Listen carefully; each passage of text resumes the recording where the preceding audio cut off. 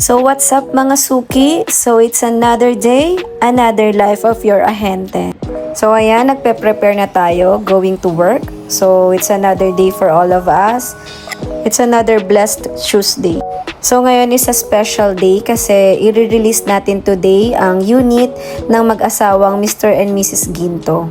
So, maikwento ko lang. So, eto si Kim, matagal ko na siyang inaalok because yung pinsan niya, si Ate Lian, and yung tiyahin niya, si Teacher Susette, teacher namin before nung high school sa Amore, ay sa akin din nakakuha. So, 2 viyos yun. And then si Ate Lian, yung anak ni Teacher Susette, last year kumuha lang sa akin ng race turbo for her family. So inalo ko ngayon si Kim na kumuha last January 2025 ba. And because of the power of follow-up, ayan na, nag-materialize na siya. And this is the day na i-release namin. So at first, Avanza talaga yung tinatanong niya sa akin na naging interested din siya also for hybrid units. And then, yung final na naging decision nila mag-asawa is to pursue a bigger family car, which is yung 7-seater natin na Toyota Avanza ECVT for her family. So today, ayan, papunta na tayo sa work. So, syempre, bago tayo pumunta ng work, may mga daily routine lang tayo, mga skincare, ganyan. So, papatuyuin muna natin yan bago tayo mag-apply ng sunscreen na, ayan, ay binili ko sa Japan last 2024 pa, if I'm not mistaken. But still, nagagamit ko pa rin siya and hindi pa rin siya ubos. So, yung mga product ng Japan ay highly recommend talaga.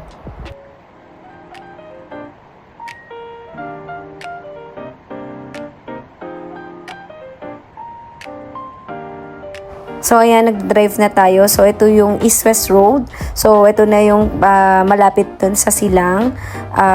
Mga more or less kasi from 13 to Silang, mga 30 minutes ko siyang dinadrive. So, hopefully this time, hindi ako late. Pero, yan, binibilisan ko naman na gawa ng may 5 minutes lang kami na grace period para na makonsider na hindi kami late sa work. So, ito na tayo. Ito na yung Tagaytay Silang Road na ata to. So, malapit na tayo dyan. Pagka kaliwa mo kasi dyan, mga 5 minutes na lang, pa-Toyota Silang na siya. So, ayan.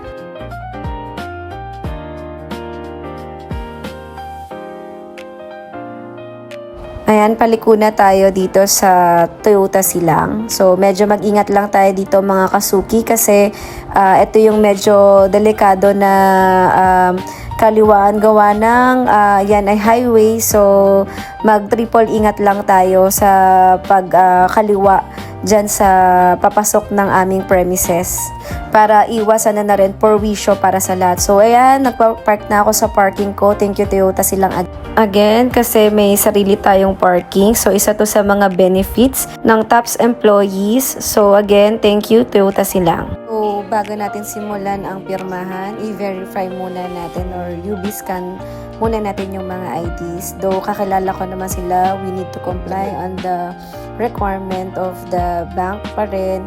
So, kailangan natin yan i-scan and then punta na tayo sa client para mag-start na ng signing. Kasi after nito, i-route na natin yung papers para dire-diretso na and hindi na sila masyadong magtagal sapagkat uuwi pa sila sa San Pablo.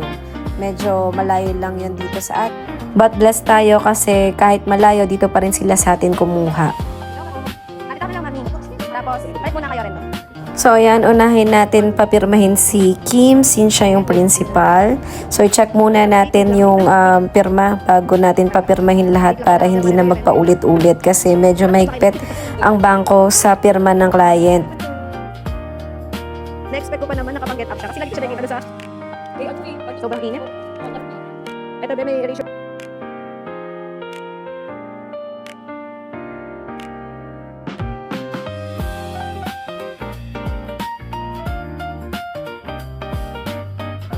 Oo, habang nagpapapirma tayo dyan, in-explain din natin sa kanila kung ano-ano yung mga pinipirmahan nila, yung mga dapat nila tandaan sa paghuhulog ng sasakyan, sa pag-renew ng insurance, and yung mga contract na pinipirmahan nila, kung ano yung mga dapat nilang i-comply. So, si Rendo naman yung papirmahin natin. Ito yung husband ni Kim. So, siya yung co-maker kasi pag mag-asawa, kailangan laging magkasama during the application hanggang sa ma-release natin yung sasakyan. Talaga, it's another day, another release.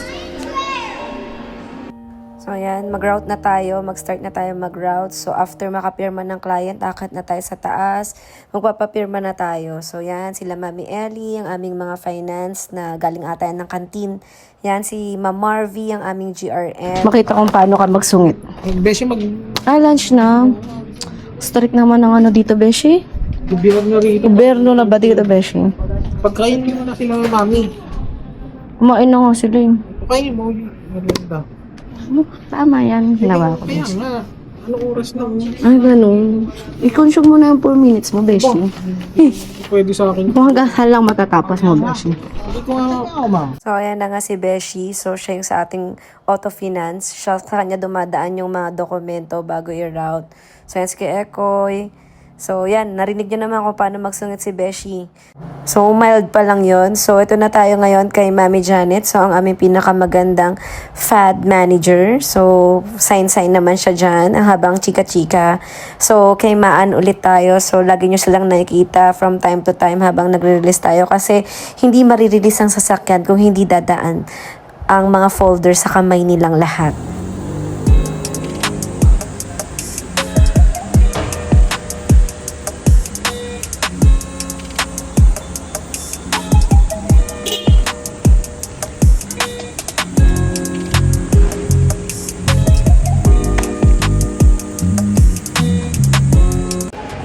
So, nandito na tayo sa Customer Welfare Desk para mag-interview.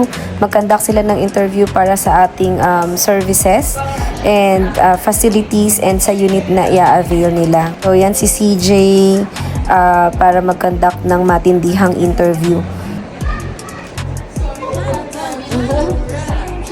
Ano na yung dalawang keys? Asan? Ah, baka maipit ka dyan, bunso. Say hi, Cosmo.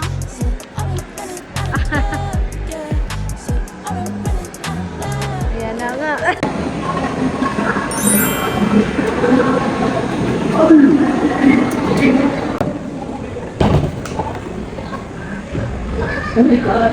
Oh my God, this is it na. Ayan na sila. Bukas na ba yung aircon? Langas. Upo muna kayo. Bigay pasan ko lang tapos depo ka na, ha?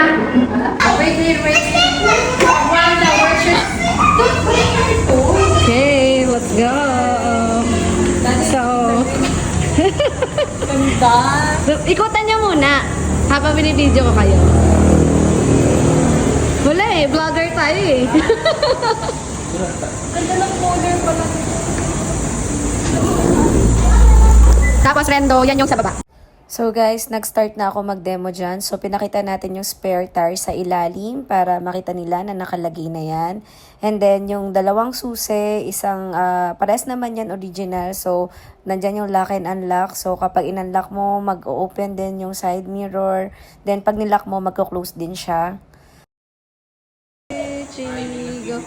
Hi Kim!